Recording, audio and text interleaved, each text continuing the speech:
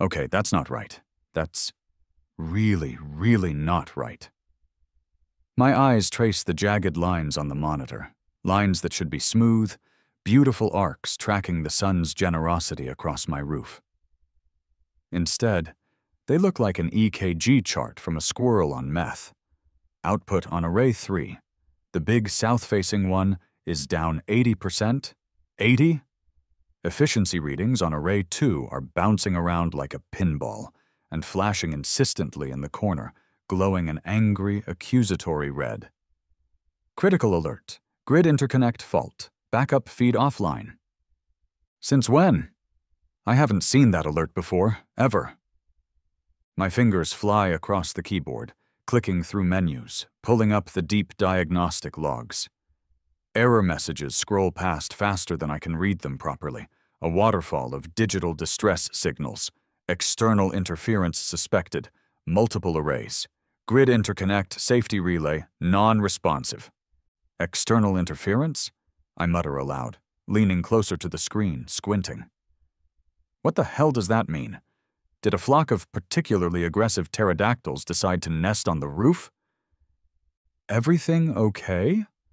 Chloe's voice startles me. She's standing in the doorway of my home office, holding 2 steaming mugs of coffee, her brow furrowed slightly. You're making "the laws of physics are personally betraying me" face. Or maybe it's the impending doom one. They're similar. Look at this! I gesture wildly at the screen, relief flooding me that I have someone else to witness this technical horror show. The solar output is completely tanking. There are alerts lighting up like a Christmas tree gone rogue, and it says the backup feed is offline. Chloe comes closer, setting the mugs down carefully on the edge of the desk, peering at the chaotic graphs. Backup feed. You mean the neighborhood thingy? The emergency power deal? Yeah, the neighborhood thingy, I echo, the panic starting to bubble beneath the confusion. The emergency grid connection. The whole reason we got that grant from the city. Something's seriously wrong up there, Chloe. Seriously wrong. This isn't just about my electric bill potentially creeping back up from 0. This is bigger. This is people relying on something that isn't working bigger. This is potentially front page of the local paper and pointed questions from city council bigger. Minutes later, I'm carefully navigating the surprisingly dusty expanse of my own roof, the ladder still swaying slightly below me. The mid-morning sun feels warm, but the data I saw downstairs casts a chill. I move towards array 3, the biggest section of sleek, dark panels. And then I see it. Almost immediately. Near the edge, one of the panels isn't just dirty or bird-bombed. The aluminum frame is visibly dented, scratched, like someone took a standard flathead screwdriver and just jammed it in there, trying to pry something loose. Tiny metal shavings glitter faintly where the sun hits them. Following the frame down, I see the wires tucked neatly underneath, or where they should be tucked. A couple are dangling, severed cleanly, the copper ends glinting. Cut deliberately. My breath catches. I move quickly, carefully, over to array 2. More ugliness. Several panels here are smeared, partially obscured by a thick, opaque white substance. At first glance, maybe paint, but it's thicker, goopier, like exterior caulking. Someone stood here and deliberately squeezed lines of caulk across the photovoltaic cells, blocking the sun as effectively as throwing a blanket over them. Pry marks, cut wires, caulking gun vandalism. My hands clench into fists. This wasn't squirrels. Squirrels don't carry wire cutters and caulking guns. This wasn't hail or wind damage. This was calculated. This was malicious. This was vandalism. Cold, hard fury starts to build in my chest, a slow burn replacing the initial confusion. I pull out my phone, my fingers slightly numb, and start taking pictures, documenting every scratch, every cut wire, every obscene smear of white caulk. As I move, I notice them. Faint but definite footprints preserved in the thin layer of roof dust near the tampered panels. They look smallish. Not work boots. Maybe a sneaker? Maybe a woman's shoe? I lean over the edge of the roof, careful not to disturb the potential evidence. "Chloe," I call down to her. She's standing in the backyard now, shading her eyes, looking worried. "You are not going to believe this. Someone deliberately messed with the panels. It's vandalism. Looks like they pried at them, cut wires right through, and smeared some kind of crap all over them." Her voice floats back up, laced with disbelief. "What? Who on earth would do that?" "Oh, I have a pretty good idea who," I say, my voice tight with a certainty that feels like ice water solidifying in my veins. "A very good idea." Back on the solid ground of my kitchen, the anger is still simmering. Chloe scrolls through the photos on my phone, her expression shifting from disbelief to horror to matching anger. "They didn't just vandalize our house, Chloe," I say, pacing the linoleum like a caged tiger. "That backup feed alert, the grid interconnect fault. It means whoever did this probably knocked the whole neighborhood emergency connection offline." "Okay, remind me again," Chloe says, setting the phone down, her face serious now. "Exactly what does that thing do? I know it was part of that city pilot program, the resilience thing." "Community Resilience Initiative," I correct automatically, the jargon ingrained after months of meetings and paperwork. My system, the oversized array, the big battery bank in the garage, it's designed to work with the main grid. But if the neighborhood grid goes down, if there's a blackout, my system automatically isolates itself from the main grid and uses the battery and panels to power key designated infrastructure through a dedicated underground line. I tick the points off on my fingers, trying to explain it simply, trying to articulate the weight of it. It keeps the traffic lights running at the big intersection down on Elman, Maine. That's the busiest intersection around here. It'd be chaos, especially at night or in bad weather if those lights went dark. It also powers the storm warning siren mounted on the pole near the community center, and it keeps the basic emergency communication systems, the phone line, the internet connection, active at the center itself so it can function as a proper emergency shelter. It doesn't power houses, not directly, but it keeps essential services running when everything else goes dark. I remember the installation day vividly. The utility trucks, the city engineer signing off, the small dedication plaque they insisted on mounting near my meter, calling my home designated node CR01. Done.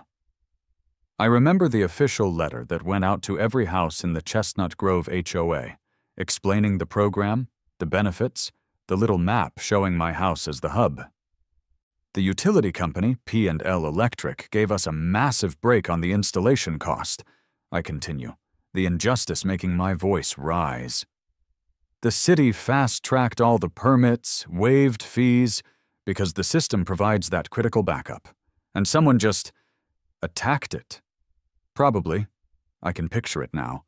The petty vandalism under the cover of darkness, with a cheap screwdriver and a caulking gun. But who, Mark? Who would be that stupid? That malicious? Who, I counter, stopping my pacing to look her straight in the eye, has been complaining about the unnatural offensive glare and the negative aesthetic impact on neighborhood character since the day the first panel went up? Who slips anonymous notes into our mailbox comparing solar panels to sky scars and roof blight? Who tried to get the HOA board, I make air quotes, to officially censure and fine us last month for non-historically congruent roofing alterations on a house built in 1998? Chloe's eyes widen in dawning comprehension. "Mildred," she breathes. "Mildred Thorne, HOA President, Chair for Life of the Architectural Review Committee." and the self-appointed arbiter of acceptable shades of beige for the entire subdivision. Exactly, I confirm, the name leaving a bitter taste. Mildred. She hates these panels. Viscerally. She sees them as a personal affront to her curated vision of suburban perfection. She probably thinks they're just expensive, ugly roof ornaments doing nothing but lowering property values, her property value specifically. I guarantee you she has absolutely no clue what they actually do. But vandalism? Actually damaging them? That's a crime, Mark. Would she really go that far? Chloe, I say grimly, remembering Mildred leading a delegation to measure the exact height of the Finnegans' new mailbox because she insisted it was half an inch too tall, according to Section 14, Subsection G, Addendum 3, Paragraph 12. After that stunt, after she tried to fine the Garcias because their recycling bin was visible from the street for more than the allotted 6 hours on collection day, I wouldn't put anything past Mildred when her precious neighborhood character feels threatened by something she doesn't understand or approve of.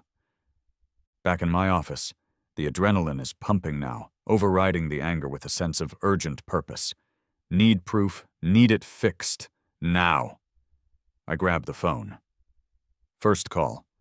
Gus, my solar contractor. Gus? Mark Davison here. Yeah, the big residential install on Sycamore Lane. Listen, I've got an emergency. I need someone out here ASAP. Looks like vandalism on the roof panels. Yeah, physical damage. Looks like cut wires. Some kind of gunk smeared on them. And Gus? The main reason I'm calling you first. It's affecting the grid interconnect. My system dashboard shows the emergency backup feed is completely offline. I listen for a moment. Gus's professional calm instantly replaced by concern. Yeah, I know it's critical. That's why you're the first call. Get someone out here now, please. Bill me whatever rush charges you need to. I hang up, take a single deep breath, and dial again. Yes, police non-emergency line. My name is Mark Davison. I need to report property damage. Looks like vandalism. My address is 12 Sycamore Lane. Yes, solar panels on my roof. Correct. Deliberate tampering, not weather-related. And, officer? Before you just log this as simple vandalism, there's something else you need to know. These panels are part of the city's official emergency power grid infrastructure. Okay, the wheels are in motion. Gus is on his way. Police report filed. Now I just need irrefutable proof it was Mildred. And I need Gus to work miracles before something actually happens. I glance out the window. The sky is still mostly clear, blue, and deceptively calm. But the weather app on my phone still shows that angry red blob tracking eastward. Severe thunderstorms possible later today. Great. Just freaking great. Gus arrives less than an hour later, his van pulling up with a reassuring rumble. He's a man who understands the elegant physics of photovoltaic conversion and the frustrating realities of homeowner associations in equal measure. He's up on the roof with me, his expression grim as he examines the damage more closely than I could.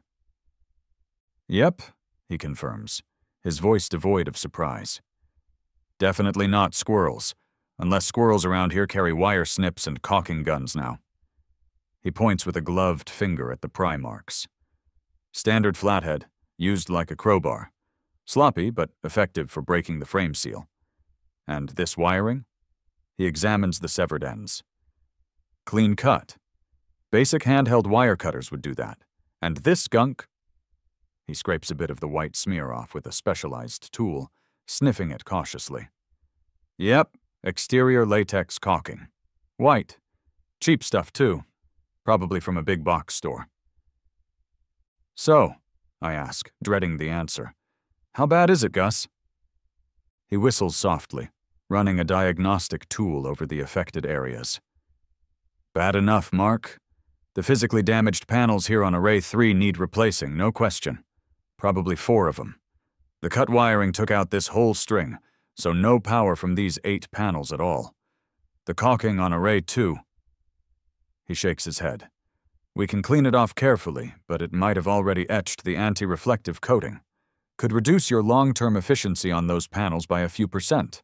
Annoying, but manageable. He moves over to the main inverter connection box near the edge of the roof.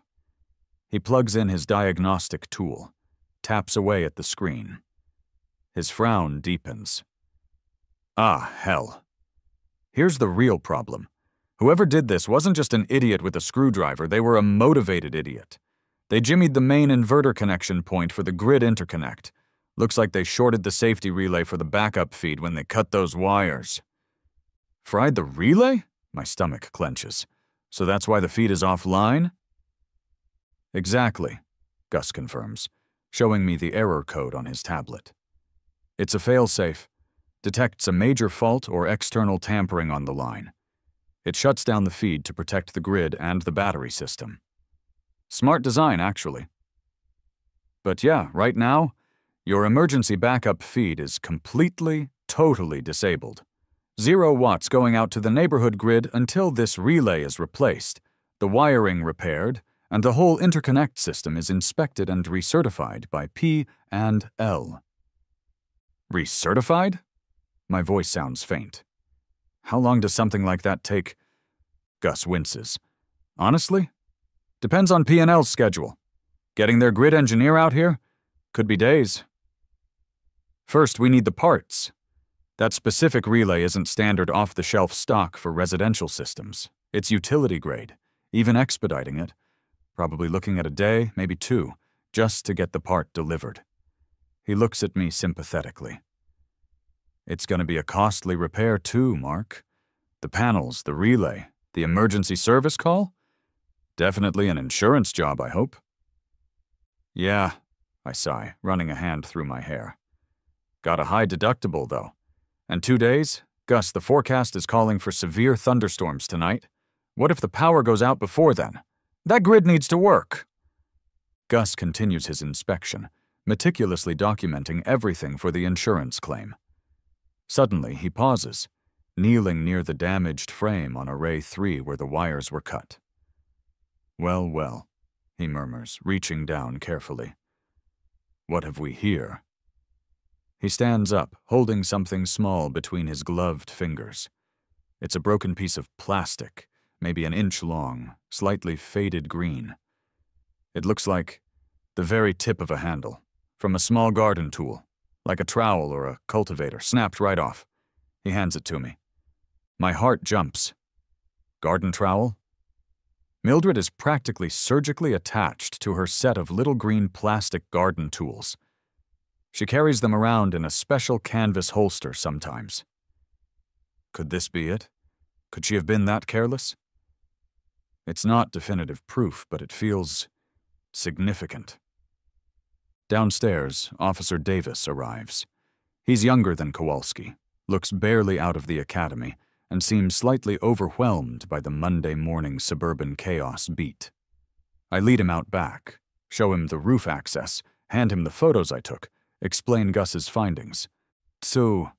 And Gus, the contractor, confirmed it was deliberate tampering, I summarize, trying to keep my voice steady, authoritative. Screwdriver used as a pry bar, wires cut clean, caulking smeared. They intentionally fried the safety relay for the emergency grid feed connection. Officer Davis writes notes slowly in his standard-issue police notebook. Emergency on grid. Feed, he repeats, looking up with a slightly confused expression. Right, so these panels, they provide, like, extra power to the neighborhood when it's sunny? My patience snaps. Just a little. No, officer, I say, maybe a bit too forcefully. It's specific, it's critical infrastructure. During a blackout, my system powers the traffic lights at Elm and Main, the busiest intersection in town, and it powers the emergency comms and siren at the community center. It's part of the city's official emergency plan. I have the agreement documents with the city and P&L Electric right here. I thrust the file I'd prepared into his hands.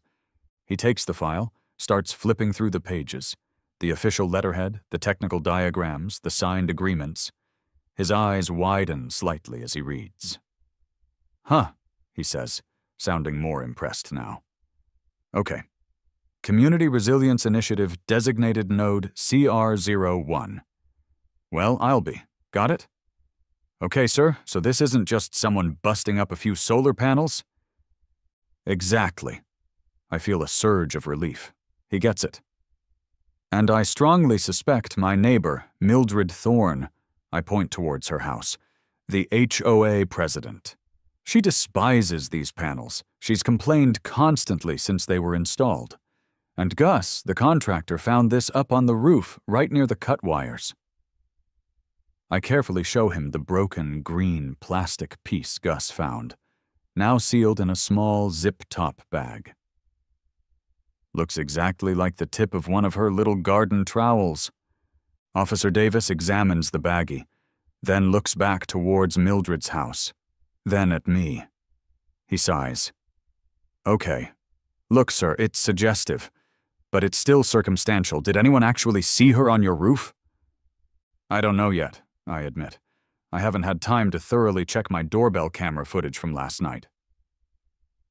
All right, he says, tucking the file under his arm. Here's what I'll do. I'll go have a chat with Miss Thorne, see what she says. Mention the potential damage to city infrastructure. I'll put your suspicions and the evidence you found in the official report. But honestly, sir, he lowers his voice slightly, without a direct witness or clear video footage placing her on the roof, prosecuting vandalism based on a piece of plastic and HOA complaints. It's tough. Often just comes down to he said, she said.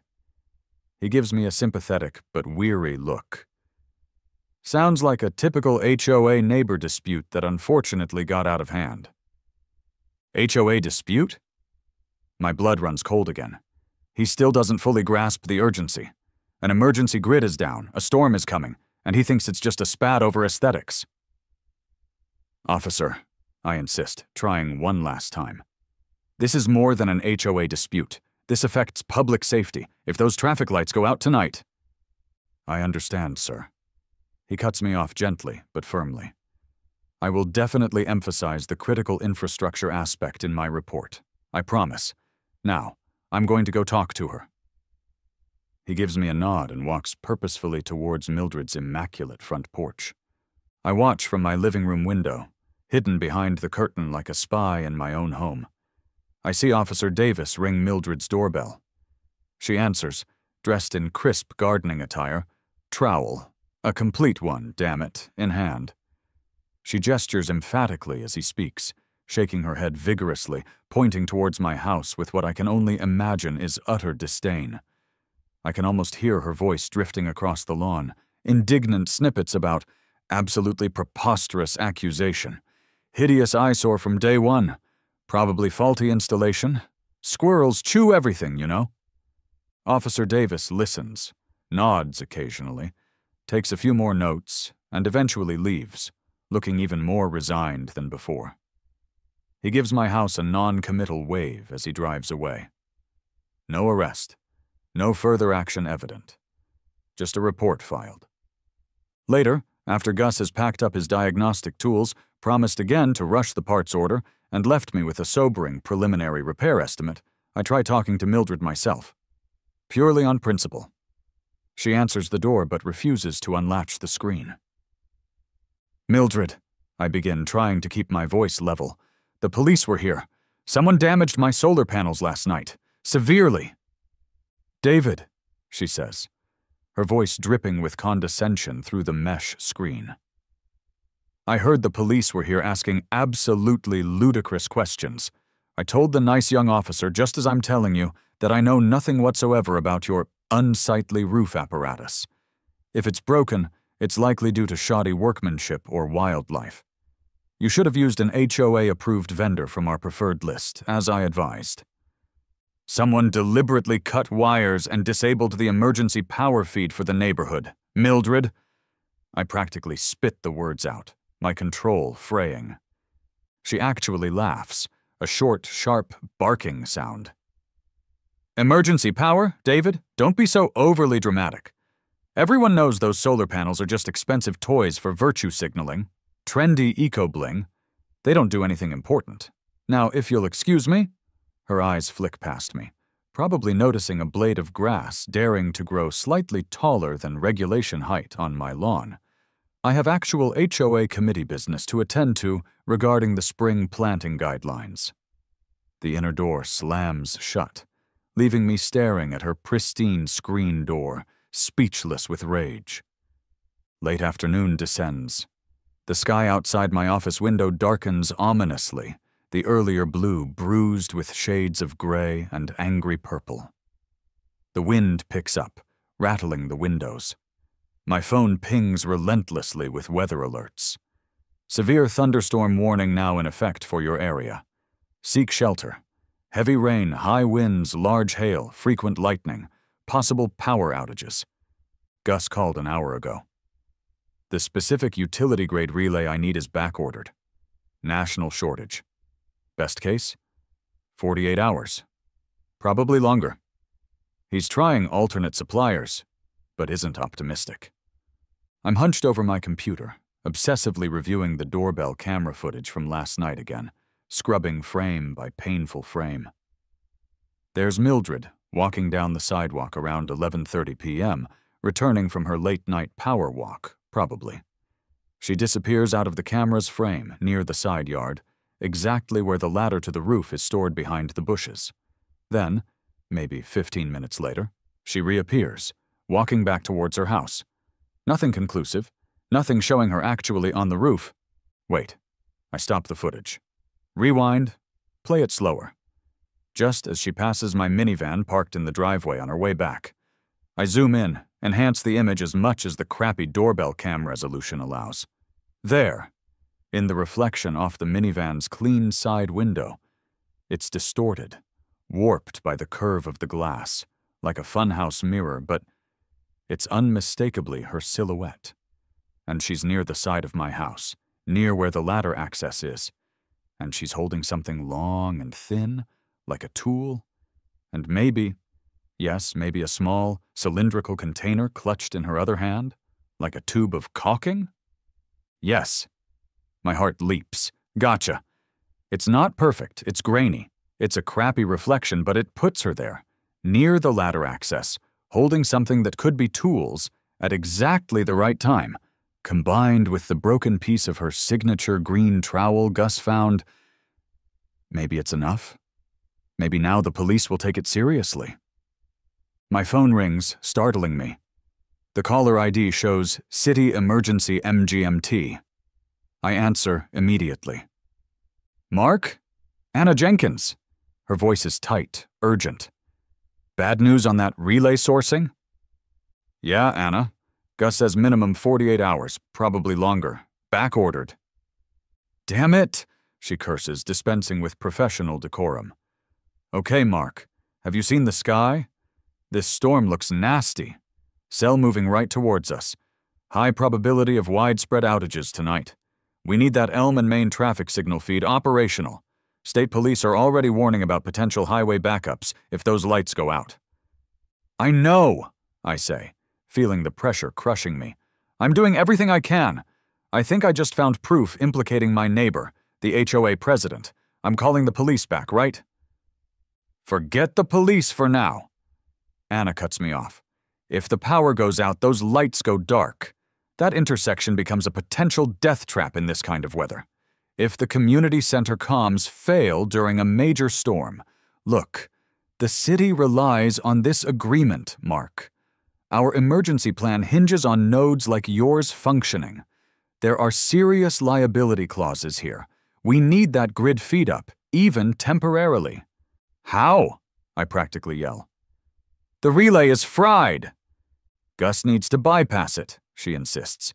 Get power flowing directly from your battery bank to the feed if the main grid fails. Forget the panel input for now. Just get the stored power out. Can he do that? I don't know. I can call him. Just then, a brilliant flash of lightning illuminates the office, followed almost instantaneously by a deafening crack of thunder that shakes the entire house. My computer screen flickers violently, and then absolute, profound pitch blackness.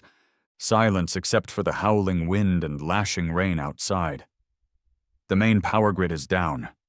A heartbeat later, the lights in my house flicker back on, paler, running solely off my Tesla Powerwall battery bank in the garage. My computer monitor hums back to life, UPS kicking in. But outside? Outside is a void. The streetlights are gone. Houses up and down the block are plunged into darkness. I race to the front window, peering out into the storm. Down the street, the Elm and Main intersection is a chaotic nightmare. The traffic lights are completely dark. Headlights swerve wildly in the torrential rain. The immediate, angry blare of car horns fills the air. "It's out!" Chloe cries, rushing into the room, flashlight in hand. "The power's really out!" "Yeah," I say grimly, pulling up the system monitoring software on my still-live computer. Just as Gus predicted. My house is running fine on battery backup. But the emergency grid feed, status, offline. Output, 0 kilowatts. And the backup grid didn't kick in. The traffic lights are dark. My cell phone rings again. It's Anna Jenkins, her voice frantic now. "Mark! Confirming widespread outage. Reports coming in. Lights are dark at Elm and Main. What's the status of your feed? Did Gus bypass the relay?" "No," I shout into the phone over the rising storm noise. "The grid is still down. He hasn't bypassed anything. Someone vandalized the system." Outside, neighbors are starting to emerge from their dark houses, flashlights cutting feeble beams through the driving rain. Voices rise in confusion and concern. What happened to the traffic lights? Where are the street lights? I thought we had that backup thing Mark Davison installed. The storm warning siren near the community center, the one that should be blaring right now? Ominously, deafeningly silent. The chaos draws me outside, onto my covered porch. Neighbors are gathering on the sidewalk, huddled under umbrellas, flashlights dancing nervously. The scene at the intersection looks worse now. I can hear shouting, more horns, maybe the screech of tires. "What's going on?" Mr. Henderson calls out, shining his flashlight towards my house. "Why are the traffic lights out, Mark? That emergency system." This is it.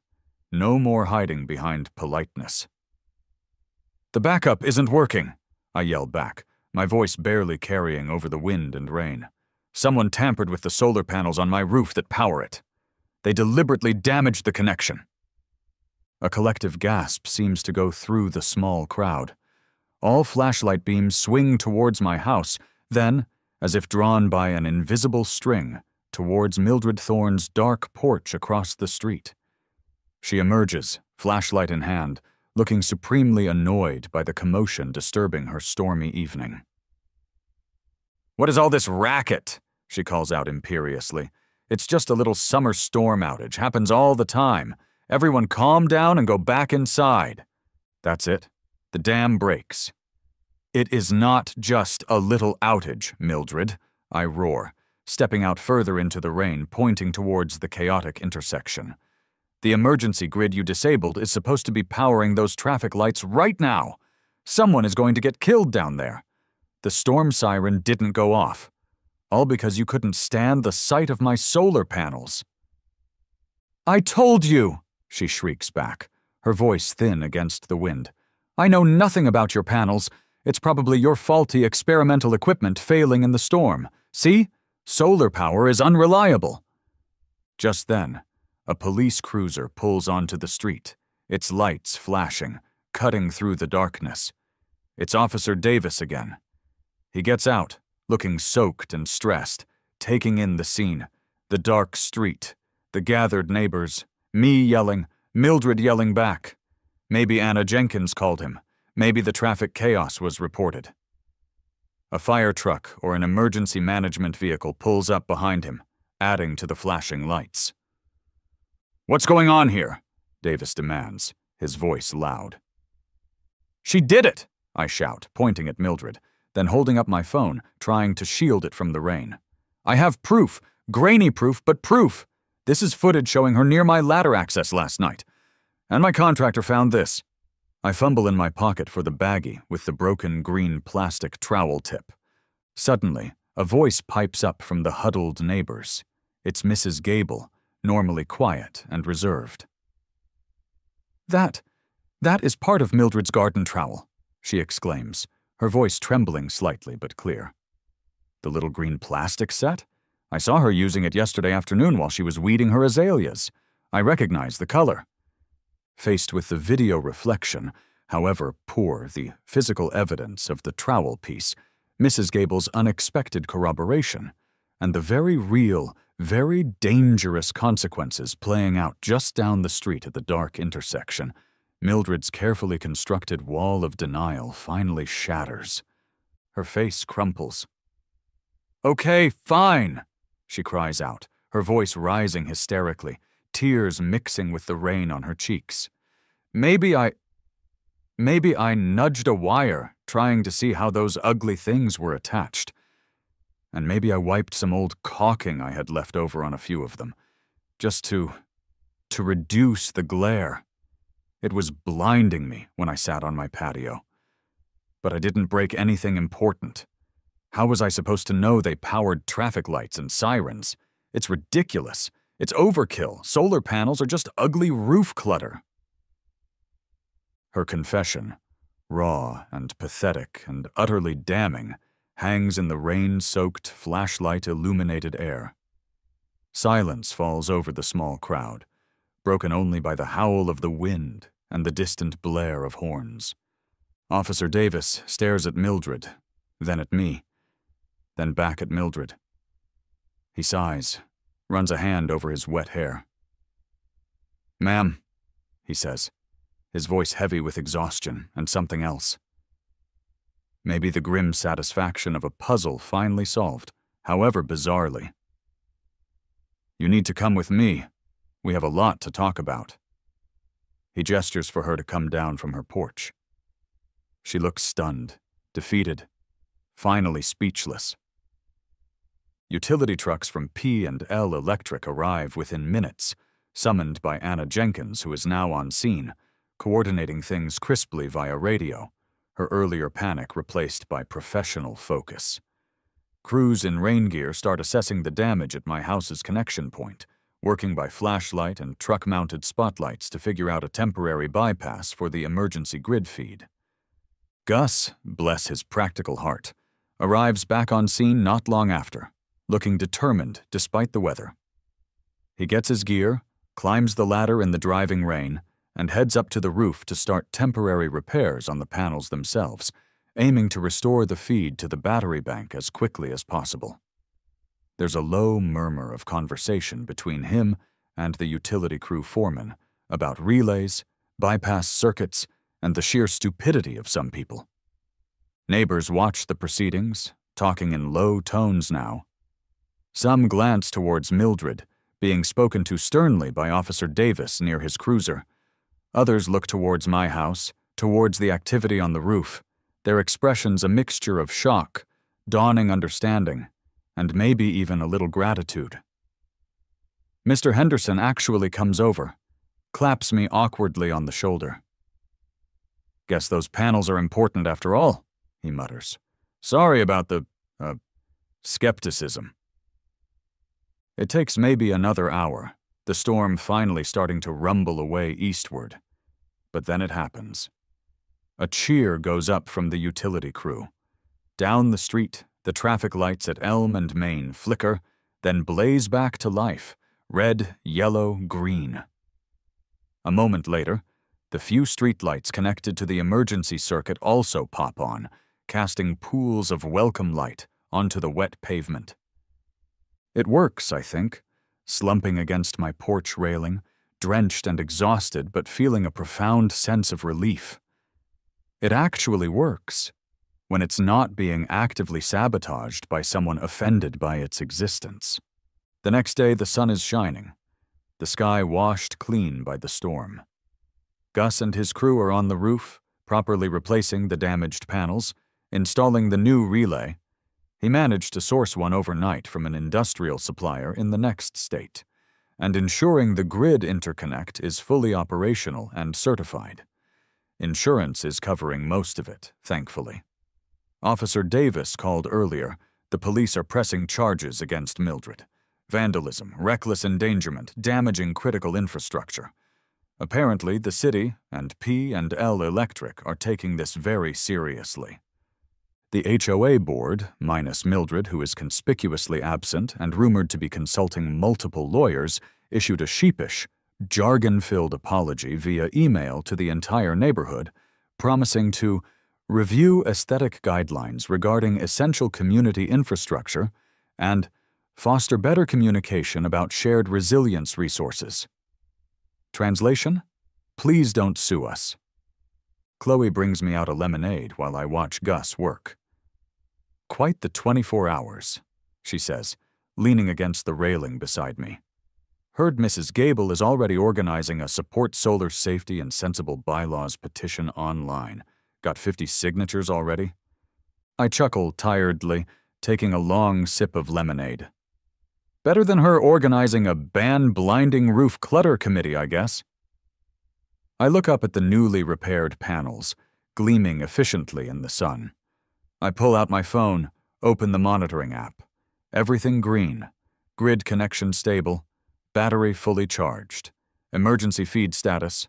Online. Healthy. Ready. All that stress, I think, shaking my head. All that anger, the near disaster, because someone couldn't stand the sight of clean energy technology. Because aesthetics trumped safety in her perfectly curated little kingdom. Maybe now, after seeing the dark intersection and the silent storm siren, people get it. Maybe now they see these aren't just panels. They're peace of mind. They're resilience. They're a small part of keeping things working when everything else fails. I glance over towards Mildred's house. The curtains are drawn tight. No sign of life. Maybe she's busy. Or maybe she's just sitting inside, contemplating the profound irony of being plunged into darkness, both literal and metaphorical, by her own misguided attack on the light.